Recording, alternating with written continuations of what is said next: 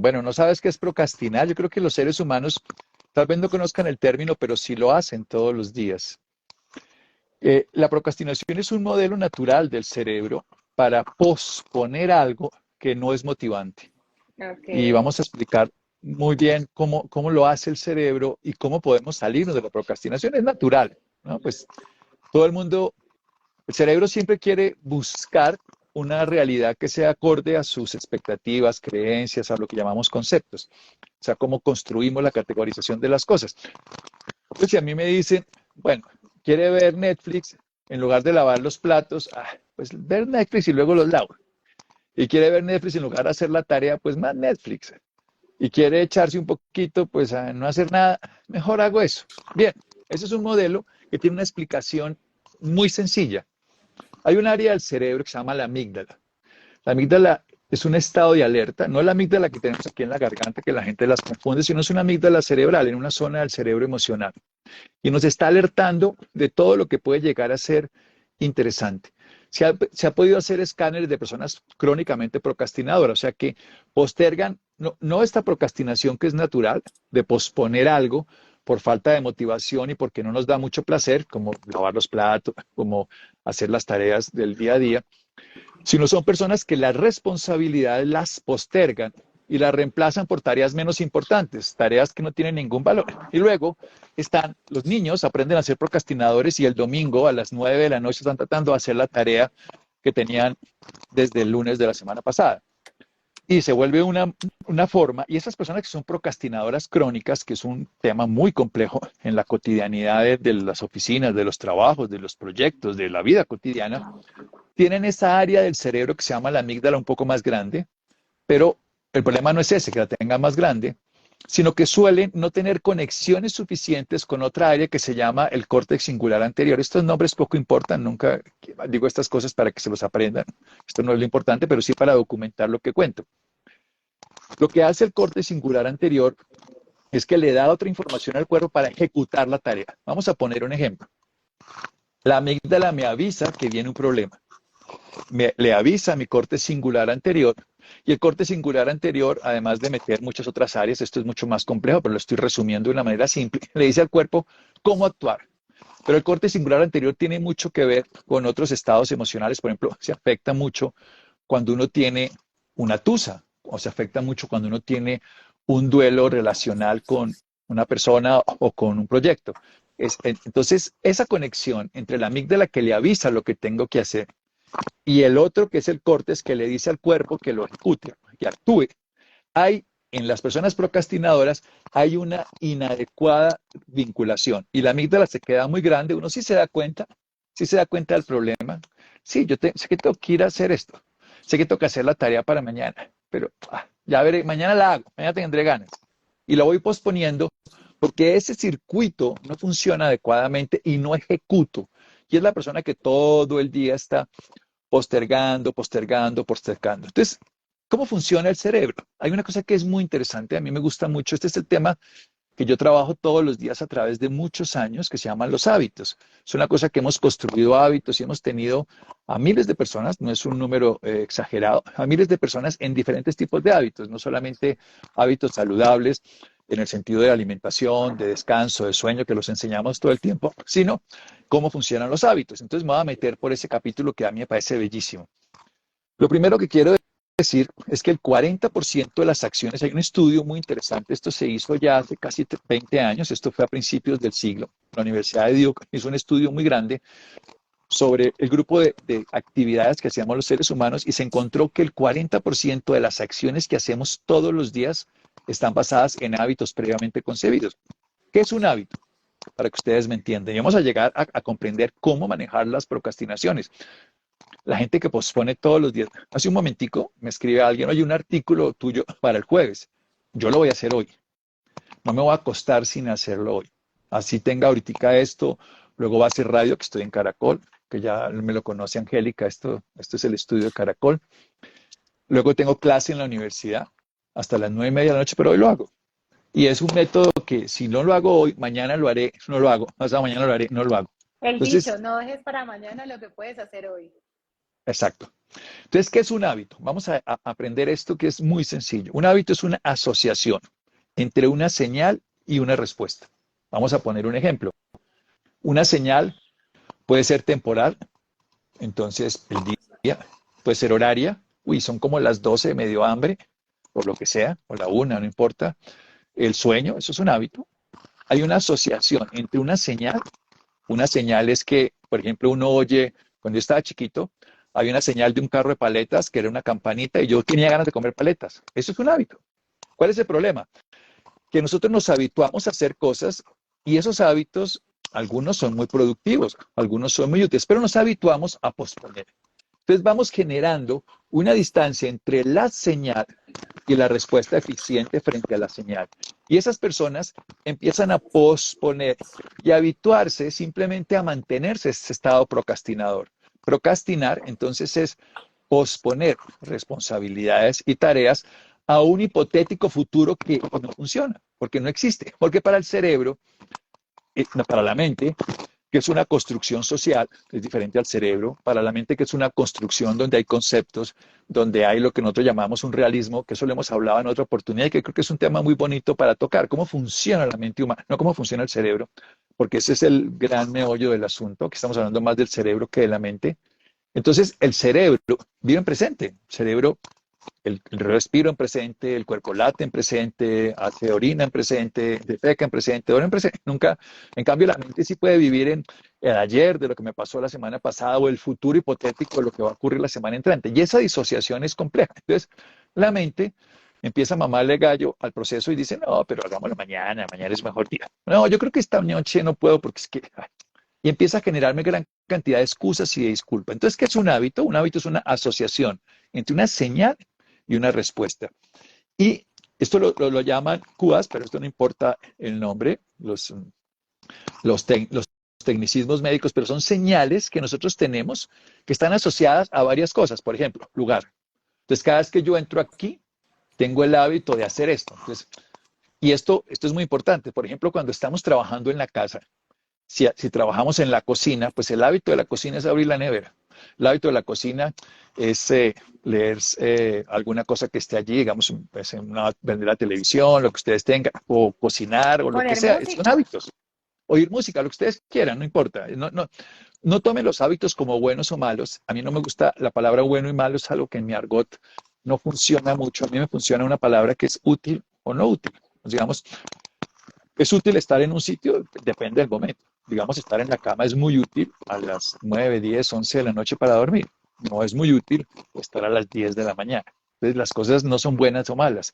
Es útil en un momento, en otro momento no es útil y eso es esto sí es útil para la procrastinada, para evitarla. Entonces, lo que se llama, nosotros tenemos un circuito que es muy bien definido en los hábitos. Esto es un circuito muy pavloviano, o sea, eso del ratoncito que le pone a hacer cosas. Y es estímulo, respuesta, y recompensa. Me explico. Estoy en la cocina, el estímulo es, aquí está la jarra del café o está la cafetera. Respuesta automática ante el estímulo, la asociación entre el estímulo, la señal, y la respuesta es voy a hacer café entonces viene la recompensa y me tomo el café. Eso es un circuito que está mediado por lo que se llama circuito de placer y eso es lo que tiene que haber un circuito de recompensa. Y esto lo hacemos todo el día de manera inconsciente. Los hábitos, y esto es bien interesante, se empiezan a construir entre 4 y 5 días de una respuesta consciente o inconsciente, nos damos cuenta o no nos damos cuenta, y hay personas que se requieren hasta, oigan esto que es un poco extraño, requieren hasta 250 o más días para construir un hábito sólido. Y ahora les voy a enseñar estrategias para lograrlo fácilmente, precisamente. Lo mínimo son esos 5 días, y por eso los científicos hablamos, digamos, yo voy a meterme como si fuera científico, digamos, en el sentido que tomo esa información, porque así es como lo construimos, aproximadamente en 66 días. Es más o menos el tiempo real de construir un hábito estable. Pero en 21 días ya se cambia el modelo. Entonces uno por eso empieza hábitos de 21 días, pero no son suficientes porque la gente lo suelta. Ya 42 días es mejor y 60 y tantos días es todavía mejor. Pero ¿cómo funciona? Entonces yo tengo un estímulo, ese estímulo me produce una respuesta y aquí viene una palabra que a mí me gusta muchísimo y es ritual versus rutina. Los hábitos rutinarios son reiterativos, pero son aburridores. Yo hago siempre lo mismo. Me baño los dientes por rutina. Me despierto y me baño por rutina. Saludo a la pareja por rutina. Cuando uno hace eso por rutina, no hay verdadera recompensa. Entonces lo que se hace rutinariamente deja de ser motivante. Si no hay ritual, entonces vamos a dejar una palabra al lado, hábito, y vamos a poner la palabra ritual, y ahora lo volvemos a tomar para dejarlo muy claro. Entonces, ¿qué es una procrastinación? Son las excusas y posponemos todas las tareas importantes en aras de buscar un pequeño placer, algo transitorio. Entonces, por ejemplo, voy a empezar a hacer dieta. Esto sirve para cualquier cosa en la vida. Ay, pero es que un donut, ay, tan rico. No, mañana empiezo la dieta. Voy a hacer ejercicio. Uy, pero no, es que hace mucho sol y me quemo. Ah, no, es que está haciendo mucho frío y me da pereza. No, es que mañana mejor porque es que es mejor empezar los miércoles, es que los martes no suena bien. Lo que sea, son las excusas que nos damos. Entonces, ¿cómo hacemos nosotros? Hay varios métodos, voy a contarles varios y voy a contarles el que yo practico, el que hago hace muchos años y el que es para mí útil. Ustedes dirán, este no me sirve a mí, bienvenido sea. Pues ponlo para otro, pero rápido, o sea, no lo dejes así.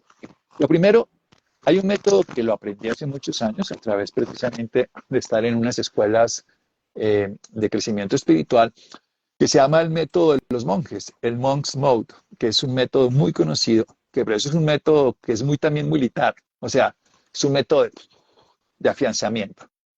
Y el método consiste básicamente en hacerlo más difícil al principio, para salirse de eso. Entonces uno coge las tareas del día y lo más difícil lo voy a hacer. Y eso se llama resiliencia y eso es muy útil cuando uno no tiene este proceso de procrastinación. Aquí dice MP Samper, Sol en Virgo me ayuda. Bueno, nosotros les damos ayuditas de goticas precisamente para que las personas los ayuden. Entre otras cosas, les cuento, ya tengo la fecha, no va a ser todavía hasta el mes entrante, sobre las esencias que les prometí, esencias para personas que son paz, personas altamente sensibles, ya les avisaré y lo vamos a hacer por otro canal, que les conté, pero yo se los contaré con tiempo.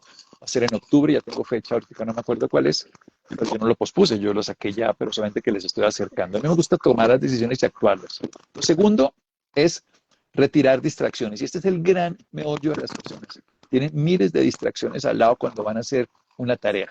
Entonces, vamos a estudiar, ponemos la televisión al lado de una ventana. No, hay que buscar que el lugar, que el espacio, que el proceso que se esté haciendo no sea o sea, no genere distracción. Aquí pues me pongo a mirar para allá, a hacer. Y la mayoría de personas se llenan de distracciones que no funcionan. Lo tercero, que a mí me gusta mucho, y es un método que sí utilizo, pero voy a contarles el mío al final, que es mucho más simple desde mi perspectiva, por supuesto, cada uno verá. En Miami, donde se pueden adquirir las esencias, Marce, hay varias personas que las tienen en Miami, Olga Lucía Toro las tiene, después, si quieres, escribes a la de Cio Esencia y ya te contestan. Pero volvamos al punto, quiero distracciones precisamente, y es tener en eventos no negociables. Esto para mí es fundamental. Esto es no negociable y esto es negociable. Esa diferenciación, entonces es resiliencia, que es lo primero. Yo de todas maneras hago algo de Monk's Mode, pero hago algo que es para mí más simple, ya se los voy a contar. Y funciona, para mí es súper sencillo hacerlo todos los días. No, Marce, puedes preguntar, a mí no me preocupa que pregunten, yo no me salgo del tema, porque precisamente tengo claro qué es negociable y qué no es negociable. Yo, no es negociable en esta conversación lo que les quiero contar. Lo demás es negociable, la forma en que lo haga, el modelo, las preguntas, yo me meto por donde sea, pero lo no negociable lo tengo claro. Y en las relaciones de pareja, en los proyectos a largo plazo, en la empresa laboral, en los trabajos que uno hace, ahí tiene que tener muy claro qué es negociable y qué no es negociable. Y en toda la vida, hay cosas que para mí no son negociables. Digamos, una persona que todo es negociable. No, hay cosas que no son negociables, son principios. Hay principios, por ejemplo, éticos, principios morales, principios, por ejemplo, los políticos deben tener un principio de no corrupción. No, pero depende, es que uno nunca se da cuenta, pues evidentemente se salen por las Depende del ramas. No, negocio. sí, no. Entonces, cada vez que uno quiere hacer algo, tiene que tener claro eso. Tiene que tener uno claro qué es lo difícil y qué es lo fácil lo que va a hacer. Empezar por lo difícil es el Monk's Mode. Hay otro método que es el de 2 minutos que ahora se los voy a contar, que ese es como más sencillo y es más práctico para personas que tienen ya esta alteración entre la amígdala y la corteza singular anterior, que son muchas personas hoy en día que posponen todo. Entonces, lo primero, volvamos al Monk's Mode, que es lo más difícil primero, eso es la resiliencia, eso lo fortalece a uno. Listo, hice la tarea más difícil, ya lo que quede es más sencillo. Ese es el método Monks Mode. No les voy a contar otro y luego les cuento el mío. Segundo, retirar distracciones. Tercero y cuarto, ¿qué es negociable y qué no es negociable? De monje, el método de los monjes para llevar a cabo una tarea, que es el método antiguo, pero es un método a rajatabla, es un método militar, es un método de estrategia. No es, la gente quiere hacer multitarea, no es una sola tarea. Hago lo más difícil primero, evito todo tipo de distracciones, me concentro en esta historia, sé que es negociable y sé que no es negociable y lo hago. Y por último, mido la productividad de esto.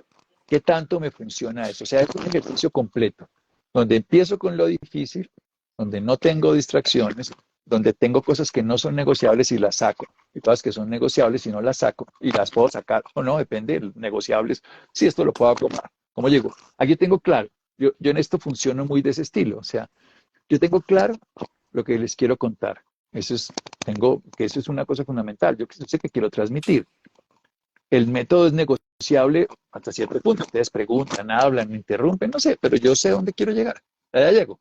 Me demoro, me volteo, lo que no sea, lo que sea. Y miro realmente si es útil, o sea, intento dejarlo de la mejor manera. El método, entonces, es el Monks Mode o método de los monjes. Y lo que es para mí más interesante es cómo funciona el cerebro para eso, cómo el cerebro va todo el día. Miren, escuchen esto que es algo que hemos dicho muchas veces, pero como no todas las informaciones quedan al mismo tiempo, hay que entender que el cerebro de cualquier persona, puede en cualquier momento, en cualquier etapa de la vida, puede repararse a nuevos estados. Y eso es lo que nosotros estamos hablando ahorita, de que el cerebro es capaz de reestructurarse. Puede primero regenerar neuronas, esto es fundamental, que eso se pensaba que las que se morían no se regeneraban, no todas, pero muchas se pueden regenerar, sobre todo las del hipocampo, de memoria, que van a llevar a hábitos y todas estas cosas. Y también permanentemente tiene esa capacidad adaptativa que se llama neuroplasticidad, que se está ocurriendo todo el tiempo. Entonces, los investigadores, si ustedes se meten a mirar métodos, hay varios métodos. Hay uno que era el de Eisenhower, que era súper famoso. Él cogía una hoja y la dividía entre cuatro y entonces ponía lo más importante, lo menos importante, lo que tengo que hacer ahorita, lo que tengo que hacer ahorita, y entonces tenía orden. Hay una técnica que es la Pomodoro, que son bloques de trabajo de 25 minutos, y otras técnicas que es priorizar y caracterizar, pero todas tienen en común lo mismo, orden. Pero ya me voy a meter yo en mi método. Sí, plasticidad cerebral, MP Samper, eso es neuroplasticidad. Marce Martina, tan bella, muchas gracias. La idea es que sea interesante, que nos acompañemos y aprendamos y disfrutemos. A mí me encanta compartir experiencias de este estilo, que espero que sean útiles. Siempre he creído que en la medida en que uno comparta algo que ha estudiado, que ha trabajado, que ha procesado, lo va a hacer mejor. Siempre he creído que lo que hace que se sane un alcohólico no solo es dejar de beber, sino ayudar a otros a que no lo sean. Entonces, es la forma, el último nivel del aprendizaje de la enseñanza. Compartirnos nos sirve para todas las maneras. Vayamos entonces al método que más recomiendo para personas que tienen mucha dificultad, que es el método que se llama de 2 minutos. Hay un personaje, ahora se me olvidó el nombre, bueno, es súper famoso, eh, tiene lo que nosotros llamaríamos en este caso el top de los gurús de los hábitos, un gurú de hábitos, pues a ver si me acuerdo el nombre. Es un nombre, bueno, creo que es James Clear, creo que se llama así. Y él dice una cosa que es muy interesante, y es que nosotros tenemos que crear hábitos, pero la gente quiere crear hábitos muy intensos y le cuesta mucho trabajo. Entonces él habla de la regla de los 2 minutos, algunos hablan de la regla de 5 minutos, pero esta regla funciona. Vamos a poner un ejemplo. Yo quiero hacer ejercicio. Y entonces la gente se levanta el lunes, por fin, después de 3 o 4 intentos, y se va a hacer ejercicio y hace 1 hora de ejercicio y queda agotada. El martes no se levanta, el miércoles vuelve y se intenta, y empieza todo un proceso de postergar y otra vez. Esto es útil para una tarea, para cualquier cosa. Entonces el método de 2 minutos, que es de las cosas más sencillas, es que uno pueda hacer solo 2 minutos la primera vez. Entonces voy a hacer ejercicio y hago 2 minutos. Y cuando ya llevo 2 minutos, miro si puedo hacer 2 minutos más. Y lo voy haciendo todos los días solo 2 minutos. Voy a hacer yoga 2 minutos. Voy a escribir sobre mi libro solo 2 minutos. Cuando llevo 2 minutos, que en 2 minutos hay muchas formas de hacer. Por ejemplo, en la limpieza del hogar, este método está súper desarrollado y es lo que puedes hacer en 2 minutos, nunca lo postergues. Eso es lo primero en el lavado del hogar. O sea, me acabo de comer la comida y en 2 minutos puedo lavar la loza, entonces no tengo que ponerlo para mañana. Lo puedo hacer en este momento, lo hago. ¿Son los hábitos atómicos? Sí, son los famosos hábitos atómicos, se me ha olvidado el título, pero son los de James Clear, ya me acordé, que son los métodos de 2 minutos, y eso funciona. Ahora les voy a contar el mío, el que yo utilizo todo el tiempo, que lo utilizo para hacer esto, que lo utilizo para mis tareas, que lo utilizo para mis proyectos a largo plazo, y que para mí es un método de una hojita, ya se los voy a contar. Como digo, cada cosa funciona a su manera, y la causa de la procrastinación si lo vuelve un hábito. Es la clave, para que me entiendan. Tenemos el hábito de procrastinar y generamos una distancia entre la alerta y la ejecución. Porque los hábitos lo que tienen es una señal con una respuesta. Y hay que crear hábitos para que se vuelva más fácil. Los hábitos se demoran varios días en construirse. El método de 2 minutos tiene la gran ventaja que uno va construyendo el hábito de a poquitos. Hago 2 minutos, sí, James Clear. Son 2 minutos, lo hago, lo disfruto y vuelvo y avanzo 2 minutos más si quiero. Y si no, simplemente hice 2 minutos, pero mi cerebro va construyendo la red neuronal para que pueda volver habitual a hacer ejercicio, cocinar, planchar, escribir, leer. Vamos a poner un ejemplo. Quiero leerme un libro. Entonces, voy a leerme 2 minutos de lectura, una página probablemente. Bueno, voy a leerme otros 2 minutos más. Bien, voy a leerme otros 2 minutos hasta donde llego. Pero lo hago todos los días. Eso va a hacer que mi cerebro se vaya habituando a una acción, porque la clave es la acción que yo haga, y ahí la acción hace que la alerta frente a la señal, la amígdala está recogiendo la señal del libro, lo veo, abro un libro, vamos a coger aquí un libro cualquiera, digamos este libro que me encanta ahora que estoy leyendo, entonces abrirlo, listo, no puedo leérmelo completo, porque es que uno ve la tarea y dice, hijo de pucha, leerme este libro, no, que lo voy a acabar, hacer ejercicio, pero voy a leerme una página. Una página sí me la puedo leer en cualquier momento, sentado aquí un ratito. Después digo, pero yo 2 minutos para leerme otra página. Bien. Y estoy habituándome a crear un hábito de, ante el libro, puedo tener una respuesta que dure solo 2 minutos. Y voy haciéndolo de manera gradual. Ese es el método más fácil para los procrastinadores crónicos, para los que le ponen más empeños, el Monk's Mode es más fácil, el Eisenhower, todos estos métodos, el Pomodoro son estrategias. Ahora les cuento el mío. ¿Cómo lo hago yo? Yo siempre he creído que lo que más hace que uno procrastine es buscar un culpable. Entonces, lo primero que yo hago cuando voy a hacer cualquier tarea es a quién le estoy echando la culpa. Esa es mi primera pregunta. Yo lo hago a través de 6 preguntas. Se las voy a contestar de esta manera. ¿A quién le estoy echando la culpa de que me toque hacer esto? Entonces, ahorita me pidieron que hiciera un artículo. Ay, no, pero es que esta gente cómo jode. Es que esta gente sí que molesta. Ay, no. Entonces me doy cuenta que le estoy echando la culpa al que me pide. Ay, no, pero ¿qué creen que me toca hacer esto a mí? Ni que estuvieran tan no sé qué. El otro culpable soy yo. Es que yo no sirvo para nada. Es que yo siempre hago lo mismo mal. Es que yo no voy a terminar a hacerlo. Es que yo no sirvo. ¿Yo qué voy a escribir eso? ¿Yo qué? Entonces, yo lo primero que hago es encontrarme con el culpable. ¿Quién es el culpable de que yo no vaya a hacer esta tarea? Entonces, busco un culpable afuera y busco un culpable adentro y los dejo que esa tarea que me está echando carreta en la cabeza, no, claro, es que me ponen a hacer unas cosas que la gente sí espera de mí mucho, no, es que la gente sí, yo no sirvo para nada, esos son los dos culpables, o yo soy el culpable o alguien es el culpable. Y lo que hago es que lo escucho a esa carreta de mi mente y la suelto. Voy a soltar el culpable. Cuando ya suelto el culpable, que casi nunca lo hacemos porque nos quedamos, pero es que me toca lavar, pero mamá no lava la loza, a mí sí me toca lavarla. Es que como mi esposa no hace nada, no me toca hacer. Es como mi jefe, es como mi empleado, es como mi no sé qué, no hace nada. Y ahí me la paso, y ahí la gente se queda procrastinando. Pero es mucho más rico no hacer nada. Netflix es delicioso. No, esto es una maravilla. En cambio, tener que hacer eso, y ahí estoy buscando un culpable. Así de sencillo funciona. Primero, para mí es, ¿quién es el culpable de lo que yo? Hasta que cambio el culpa por responsabilidad. Responsabilidad es reconozco mi habilidad para responder. Pasar de la culpa a la responsabilidad para mí es el prerequisito para evitar procrastinar. O sea, yo los martes estoy aquí a veces no puedo estar por razones físicas, pero estoy aquí. Y entonces en lugar de procrastinar, voy a estar motivado. Lo voy a explicar desde otro lugar. Si uno se va a encontrar con ese angelito amado, si uno se va a encontrar con ese ser que añora porque lleva mucho tiempo de que no se ve y quiere estar con esa persona, uno no pospone. No, que dentro de un mes, que cuando no sé qué, sino antepone. Y lo quiere hacer porque no lo va a posponer. En cambio, cuando uno le da pereza, jartera y busca un culpable de la vida, todo, siempre lo va a posponer. No, mañana lo haré mañana. Pero el cerebro, que funciona distinto a la mente, ese mañana no existe, porque respira, piensa y construye en presente. Entonces, lo que hay que hacerlo es ahora. ¿Quién es el que yo le estoy dando el poder de darme culpa?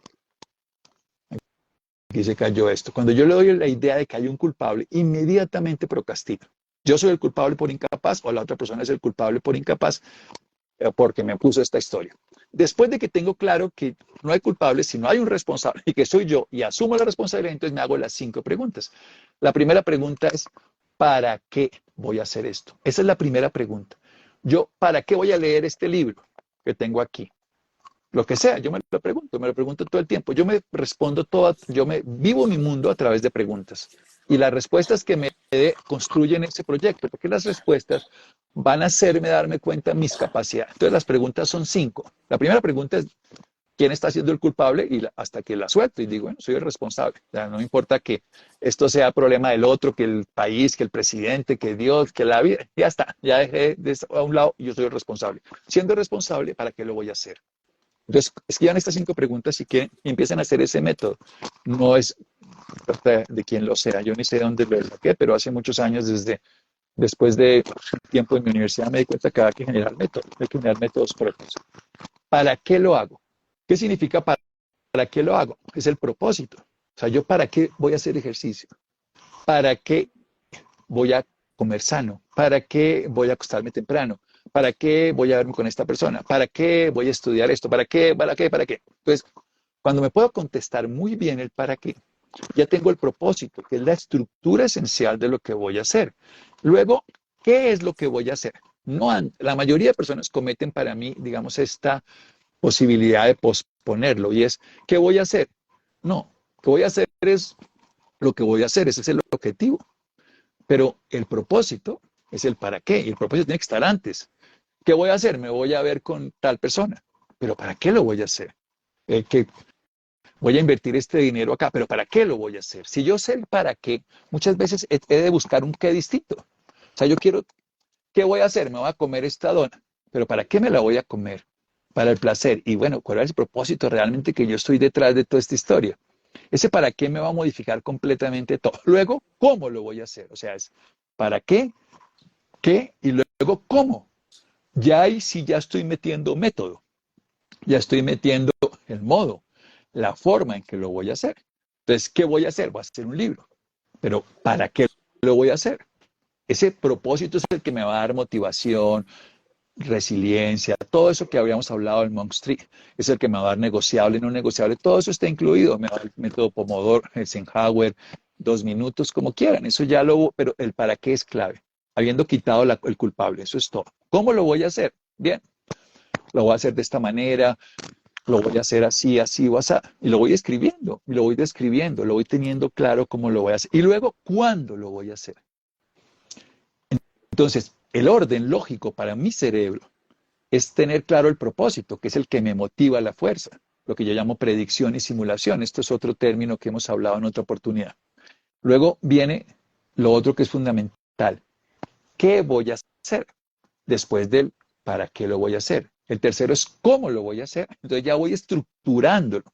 Y lo otro es cuándo lo voy a hacer. Ya le estoy dando tiempo y estoy reafirmando que lo voy a hacer 2 minutos, 5 minutos, cada día. Entonces ya le estoy dando lo que se llama un hábito, porque el hábito es un estímulo espacio-temporal sensorial y luego de ese estímulo estoy teniendo una respuesta y esa respuesta me va a dar una compensación que es gratificación. Entonces estoy generando un circuito que está volviéndose a repetir de una manera sencilla, pero les contaba y les dejé a un lado una palabra que se llama ritual.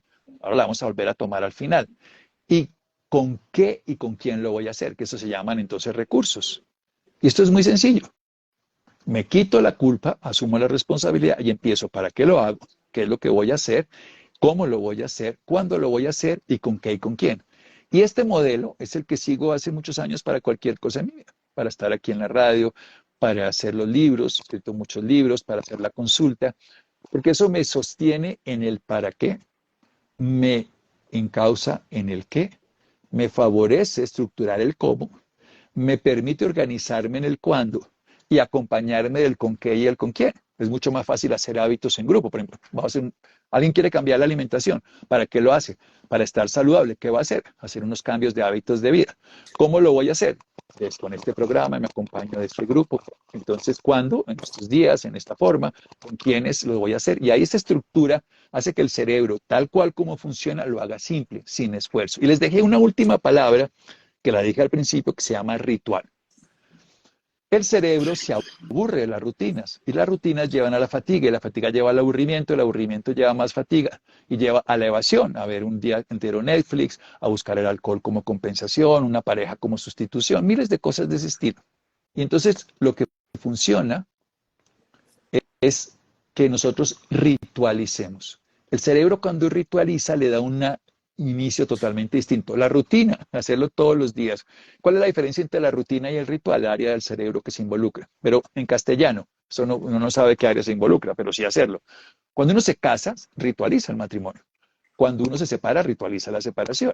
Cuando uno va a una funeraria, a un duelo, ritualiza la muerte. Uno ritualiza el grado. Cuando uno empieza a ritualizar, es un antes y un después. Entonces voy a ritualizar mi ejercicio. No rutinizar, inconsciente, no. La diferencia es mi conciencia. Esto es importante. Voy a ponerme la ropa de esta manera. Voy a empezar este proceso de alimentación. Le voy a dar el sentido y lo voy a ritualizar para que mi cerebro le dé el valor de prioridad. Cuando yo lo ritualizo es como si Google me lo pusiera en el primero, es lo primero que voy a ver. Entonces ritualizo, es muy importante para mí esto que estoy haciendo de levantarme y hacer este ejercicio, de bañarme con agua fría, de escribir esto, de cambiar estos hábitos de vida, de comportamiento. El ritual, el cerebro lo vive como esencial. Entonces cerremos toda esta idea de una manera simple. Sea el método corto de 2 minutos que se repite varias veces, o sea el método intenso del Monk's Mode, o sea el método organizado de orden del Pomodoro, del Eisenhower, de todos estos métodos que ustedes quieran, el sistema siempre funciona igual. Es que yo genere algo que sea habitual, que el estímulo me genere un estímulo al cual yo genero una respuesta y esa respuesta me dé una recompensa. Ritualizar es clave. Darle una importancia.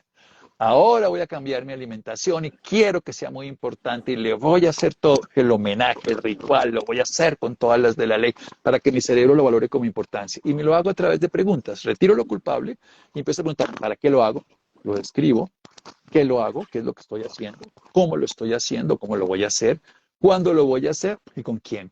Y me gusta ahí poner qué es negociable y qué no es negociable. Cuando uno tiene claro el para qué, sabe lo que es negociable y lo que no es negociable. Aquí dice Adriana, estoy haciendo mi tesis y todo el tiempo procrastino, sobre todo cuando no sé qué escribir. Me ha funcionado Pomodoro de 40 minutos, sin embargo vuelvo y me distraigo y me da mucha angustia. Utiliza eso que te digo, tener claro que para qué estás haciendo la tesis. No busques culpable, es que mi universidad me la jode, es que yo no sirvo para nada. Ese es el procrastinador mayor. En cambio es, ¿para qué voy a hacer la tesis? No qué voy a hacer, que es la tesis, sino para qué. Eso va a buscar una motivación recuperable, favorable. ¿Cómo lo voy a hacer después del para qué y el qué? ¿Cuándo? Y entonces pones tiempos, metas, límites, procesos y con quién, o con qué recursos, o con qué espacio, o con qué es lo último. Y Muy darte angustia no sirve de nada. Bueno, ese era el tema. Como no veo a Angélica, bueno. no sé si está por allí todavía. No veo, usted viendo la pantalla Claro, negra. claro, mi doc. Y tenemos nuestras preguntas de nuestro buzón de ¿Verdad que cada me una de van a nuestras cochar? tiendas. ¿Está preparado para pasar al tablero? Me pasan al tablero, sí, todos los días, todas las semanas aquí. Este sábado, los que quieran ir, voy a estar en la Feria del Hogar, esto es en Corferias, después de las 2 de la tarde con Americana de Colchones, y vamos a hacer una charla y hablar y preguntar y compartir y bueno, miles de cosas maravillosas que podemos hacer juntos. Para las personas que no saben claramente dónde está Americana de Colchones, si ingresan por la entrada de la Esperanza, estamos ahí de primeritos, en el gran salón. Nuestro stand es gigante y hermoso y tiene todas las tecnologías. Entonces, Si se quieren echar la pasadita este sábado, pues ya como el doctor dijo, ahí va a estar acompañándolos, hablando sobre un tema de salud, de bienestar y respondiendo todas las preguntas de ustedes. Pero como no se puede terminar la charla del día de hoy sin hacerle un par de preguntas a mi doc favorito, arranquemos con Andrés Carrero, del punto de venta de Centro Chía. Nos pregunta, ¿cómo puedo combatir el insomnio de forma natural? Yo creo que hay que entender por qué dormimos, ahí sí por qué. Dormimos porque nos exponemos a la luz del día y a la oscuridad de la noche. Y ese es el error más grande del siglo XXI. Tenemos luz de noche. Entonces tienes que poder retirar la exposición a las luces artificiales o por lo menos bloquear todas las pantallas con bloqueador de luz azul, porque es la luz azul la que te impide dormir, de las pantallas, celulares, computadores, tablets y televisor. Baja bloqueadores de luz azul. Esto ayuda, pero no es suficiente por la noche y exponerte menos. Consigue bombillos. Hoy en día hemos hablado aquí varias veces que hay bombillos que son de luz amarilla, rojo o naranja. Hoy hay tecnología, los venden hoy en todos lados, que hacen que la mesa de noche y tu habitación tú le puedas cuadrar con tu celular, que tengas bombillos de luz naranja, rojo, amarilla y no luz azul o luz blanca, que es la misma luz azul porque tiene luz azul la luz blanca. Y en el día exponte muchísimas veces, pero muchísimas veces a la luz natural. Ojalá temprano.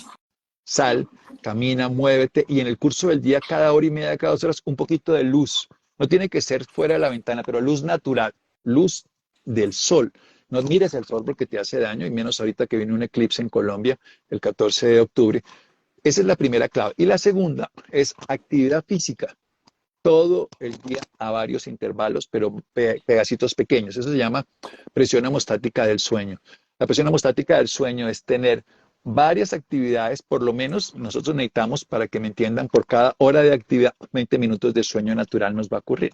No quiere decir actividad, hacer mucho ejercicio, pero sí es no quedarte en la misma condición más de 90 minutos. Sentado, muévete, estás moviéndote, siéntate y cambia de actividad cada 90 minutos para que tu cerebro renueve la motivación de dormir y no te expongas a luces, como hemos hablado, ni a sonidos, ni a formas complejas en el día. Y por la noche, por favor, no consumas licor, aunque te dé sueño, porque lo que va a hacer es un sueño corto y no profundo. Y no consumas café porque te impide los mecanismos naturales de la presión hemostática del sueño.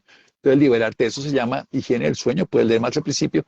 Y también ayúdate, asesórate, que tengas un colchón de buena calidad, una almohada de buena calidad americana y puedas dormir lo que nosotros llamamos en un lugar seguro. Haz que tu habitación sea insonorizada lo más que puedas, con una temperatura cercana a los 19 a 21 grados centígrados, que ahí vas a dormir mejor, que tengas unas sábanas, unas almohadas que no tengan complejidades en el sentido de alergias o todo. Hay que ayudarse, que el ambiente de tu cama sea sagrado. Prioriza el sueño. El para qué vas a dormir para estar siempre saludable y tener buenos días. Buenísimo. Dale. Pregunta número 2, Doc. Dana Padilla, desde el punto de venta de Santa Fe, ¿el dolor de cabeza se puede curar a través del sueño? Esto es bien interesante. Mira, de las cosas más bonitas del dolor de cabeza es entender que hoy en el día hay más o menos 1.200 millones de personas con dolor de cabeza en el mundo. No es natural tener dolor de cabeza. ¿Por qué nos duele la cabeza? Básicamente se ha descubierto que es por inflamación. La inflamación es una respuesta que produce dolor y el cerebro se inflama, cuando se sobrecarga de estímulos. Las personas que tienen migrañas, que es una condición que tiene un componente hereditario genético, en la gran mayoría de las personas, un 30-40% de las personas que lo heredan de sus padres o su madre o los dos progenitores, ahí es mayor la incidencia, se debe a que el cerebro no es capaz de utilizar todos los estímulos que para otros pasaría, se inflama y produce una respuesta que llamamos dolor para que dejemos de tener el estímulo. Y esto es muy importante porque las personas que duermen menos tienen menos capacidad de soportar estímulos. Entre otras cosas, una de las cosas más interesantes es que el cerebro durmiendo es capaz de desocupar la memoria temporal, que es el hipocampo. Si ustedes no duermen, no desocupan la memoria temporal. Entonces al otro día no aceptan información y no aprenden y además tienen más dolor de cabeza fácilmente, que es lo que nos pasa cuando tenemos una noche de insomnio. Y dos, son capaces de desocupar y de limpiar todas las redes neuronales donde se acumulan depósitos de todas las cadenas de procesamiento que hacemos cuando pensamos. Esto en castellano, cada noche viene un barredor de radicales libres, viene un barredor de procesos mentales y se hace durmiendo a través de un sistema que se llama linfático. Entonces, muchos dolores de cabeza se mejoran durmiendo. E incluso los dolores de cabeza crónicos el cerebro lo que te está pidiendo es que te desconectes de estímulos externos. Entonces, por eso te pone frío, para que el cerebro se enfríe, te hace poner menos ruido o te pone sonidos que no sean agravantes ni estimulantes, olores suaves, olores muy, muy refrescantes, como la lavanda, como la menta, o como cualquier tipo de olor suave, no intenso que te da dolor de cabeza, y estímulos sensoriales mínimos. Entonces, el dormir es indispensable y el dormir profundo, que es sin ruidos, sin luz y sin comida 3 o 4 horas antes para que puedas entrar en un sueño profundo. Entonces, dormir es un tratamiento, no es una ayuda, es un tratamiento necesario para cualquier tipo de dolor de cabeza y si es una persona jaquecosa, necesita dormir profundamente, dormir 7, 8 horas, no todo el tiempo es de sueño profundo, ojalá por lo menos un 13% del sueño y más de 1 hora de sueño profundo en cualquier persona jaquecosa o con dolor de cabeza es indispensable. Buenísimo, Doc. Tercera pregunta, Martín Rodríguez, del Centro de Experiencia de Multiparque. ¿Por qué cuando uno ve una película antes de dormir resulta soñando con el tema de la película? Sí, esto sí, nosotros tenemos 3 tipos de sueño, hemos hablado varias veces sobre ese tipo de cosas. Tenemos unos sueños que están relacionados con memorias últimas antes de dormir. Y esto es muy importante, ya voy a explicar por qué. Tenemos sueños que tienen que ver con procesos que nosotros llamamos, desde el punto de vista práctico, deseos no resueltos, que tienen que ver con sensaciones del día ya no con experiencias. O sea, tenemos la sensación de que tenemos algo que no hemos resuelto, que es un examen para mañana. Entonces nos dormimos y tenemos la sensación de que llegamos al colegio sin el conocimiento. Y hay sueños que tienen que ver con procesos mucho más profundos de aprendizaje. Hemos hablado de eso varias veces. Situémonos en la última, que es la de la pregunta, pero que es la primera que hablé. Y es que nuestro cerebro guarda las sensaciones y las imágenes y luego las va a desocupar rápidamente. Entonces, lo que tenemos que hacer antes de dormirnos, después de haber tenido una película, es generar nuevas imágenes para no soñarnos con esto. Generar nuevas imágenes que queramos. Y podemos ponerlas mentales o podemos ponerlas obviamente en películas quitando la luz azul o lo podemos poner en sonidos y es llevar imágenes para que los últimos recuerdos de la noche sean los que vamos a soñar primero, pero sobre todo que no sean desagradables. Yo hago un ejercicio que lo he recomendado aquí muchas veces, es ¿qué salió bien hoy? ¿Qué aprendí? ¿Cómo me quiero sentir mañana? Son mis preguntas antes de dormir. ¿Qué salió bien hoy? Lo que sea me va a poner en una actitud favorable, así haya visto una película o algo. ¿Qué salió bien hoy? ¿Qué aprendí hoy? Eso me pone en un proceso muy distinto del cerebro. El cerebro aprendiz es un cerebro que siempre está motivado y no es un cerebro incapacitado. ¿Y cómo me quiero sentir mañana? Me proyecta a una experiencia diferente para el día siguiente y no me quedo atrapado en las preocupaciones de hoy, en la incapacidad de hoy. De otra manera, acostúmbrate antes de dormir a tener imágenes agradables antes del sueño, imágenes liberadoras, que hemos enseñado muchos ejercicios, pero es cierto, tu cerebro las imágenes y las sensaciones de los últimos momentos los va a acumular y el sueño los va a liberar y eso es lo que vas a recordar. Un 40% de los sueños tienen que ver con las experiencias del último momento de la noche, por eso es tan importante, y otro porcentaje más de fondo tiene que ver con los deseos no resueltos o con los procesos de aprendizaje que tienes que hacer. Por eso las pesadillas de 2 a 8 años de edad tienen que ver con aprendizajes, con deseos no resueltos y con el paso de los años sobre todo va a tener que ver con experiencias muy cotidianas que son antes de dormir. Así que los momentos últimos 5 minutos antes de dormir van a determinar profundamente la calidad de tu sueño. Cámbialos, armonízalos, vuélvelos amorosos, apacibles con tu pareja amada, con tu ser amado, con la novia, con la persona que quieras o con tus hijos, animales, gatos, lo que sea. Y dos, el momento de los primeros 30 segundos antes de levantarte de la cama, o sea, cuando te despiertas. Mira en ese momento y si estás en una actitud de gratitud, el 40% de tus pensamientos van a estar diseñados en esa dirección. Así que cuando te despiertes por la mañana, aún con los ojos cerrados, revisando tus sueños de la noche y agradeciendo por la oportunidad del día, programas tu día y eso se vuelve hábitos para todos los días. Nos vemos en 8 días, ¿no? Así es, Doc. Entonces, recordémosle a las personas que vamos a estar este sábado en Americana de Colchones con el Sí. doctor Santiago Rojas en horas de la tarde dando una charla hermosísima y abierta a preguntas para todos. En, Eh, y esto va a ser en la Feria del Hogar, Feria en del Hogar Corferias. en Corferias, que Entrando estamos no por desde, el arco, no por el arco, sino por la otra entrada. La del arco por la de la no es la Esperanza, entrada, que se llama La por la Esperanza, vía de la pero para Esperanza. saber que no es la del arco, sino la otra.